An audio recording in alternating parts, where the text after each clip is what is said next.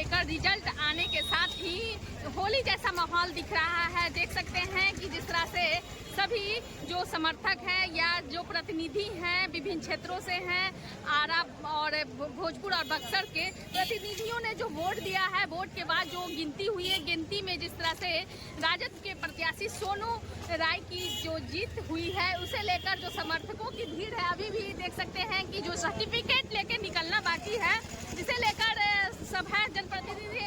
बताइए क्या कहना चाहेंगे? पूरा अभी होली जैसा माहौल लग रहा है। पूरा हम लोग खुशी से झूम रहे हैं, सारे राष्ट्रीय जनता दल और महागठबंधन के लोग। और हम तो शुरू से कह रहे हैं कि एक औपचारिकता बाकी रह गई है कि सिर्फ सर्टिफिकेट लेना बाकी रह गया है।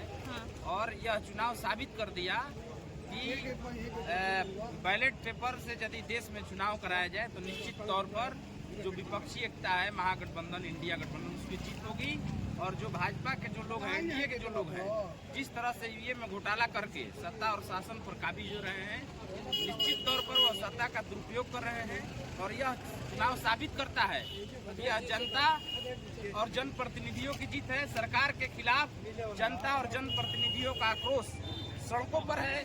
और यह चुनाव यही साबित करता है कि इस बार जिस तरह से बिहार में, बंगाल में हो या अन्य जगहों पर जिस तरह से मोदी सरकार ने ईवीएम के माध्यम से चोरी करने का काम किया, यह चुनाव उनके लिए आईना है कि देश में बैलेट से चुनाव होगा, निश्चित तौर पर महागठबंधन जीतेगा। जी, जिस तरह से अभी जीत की बात कही जा रही है, हमारे साथ महागठबंधन के और हैं, बताइए क्या कहना चाहेंगे?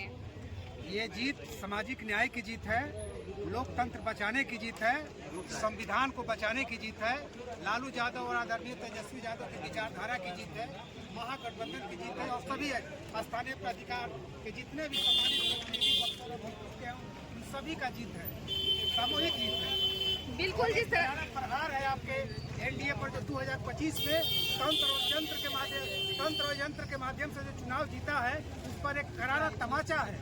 ये साबित हो गया कि बैलेट से अगर चुनाव राष्ट्रीय स्तर पर होता है, जिसका मांग हमारे आदरणीय नेता तेजस्वी यादव और महागठबंधन के लीडरों ने उठाया है, तो निश्चित तौर पर जो है एनडीए का आता पता नहीं रहेगा। बिल्कुल, राज्य हो चाहे वो केंद्र। भीषण गर्मी में है, भीषण गर्मी में, इतनी गर्मी में आप लोग धूप में अभी तक टकटकी लगाए हुए हैं, क्या कहना चाहेंगे? मैम, ये राष्ट्रीय जनता दल के वर्कर हैं, इन्हें गर्मी और धूप से कोई मतलब नहीं। ये लोग सड़क से लेकर सदन तक जनता के हित में काम करने वाले लोग।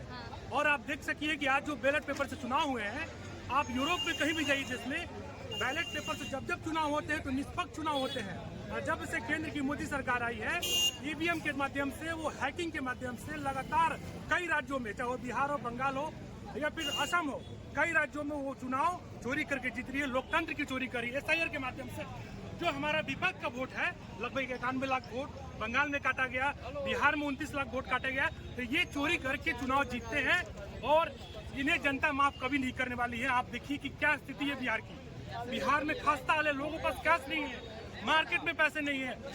सोना और सोनकार लोग, समाज के लोग जो है, वो आज हाहाकार मचाए हुए हैं। पंचायती राज के जिलाध्यक्ष हैं मुराद हुसैन साहब। बताइए भाई, सॉरी, बताइए मुराद जी। देखिए, यह चुनाव प्रतिनिधियों का चुनाव था, प्रतिनिधि को चुनना था, ठीक है। तो प्रतिनिधि ने अपने प्रतिनिधित्व के लिए, अपनी बात रखने के लिए सदन अच्छे नेता का चुनाव किया है। और हम जिला अध्यक्ष भोजपुर पंचायती राज प्रकोष्ठ होने के नाते भोजपुर जिला के समस्त त्रिस्तरीय पंचायती राज प्रतिनिधियों का हृदय से आभार व्यक्त करते हैं, उनका स्वागत करते हैं। पिछले 2 बार से जो हमारे निवर्तमान एमएलसी थे, उन्होंने पंचायती राज व्यवस्था के बारे में कोई जिक्र नहीं रखा सदन में। और सोनू जी लालदास राय जी के सुपुत्र हैं, लालदास जी ने बात को रखा, मान भत्ता का भुगतान हुआ था वार्ड सदस्यों को, इसलिए सोनू जी पर असीम विश्वास करके लोगों ने वोट दिया है। बिल्कुल, जनता का विश्वास है और जनप्रतिनिधियों का विश्वास है, और विश्वास की वजह से क्या कहना चाहेंगे शॉर्ट में? देखिए, ये लोकतंत्र की जीत हुआ है। इसमें सब नेता, प्रतिनिधि समिति, वार्ड सदस्य, मुखिया, शिक्षित आदमी, जागरूक आदमी वोट दिए हैं।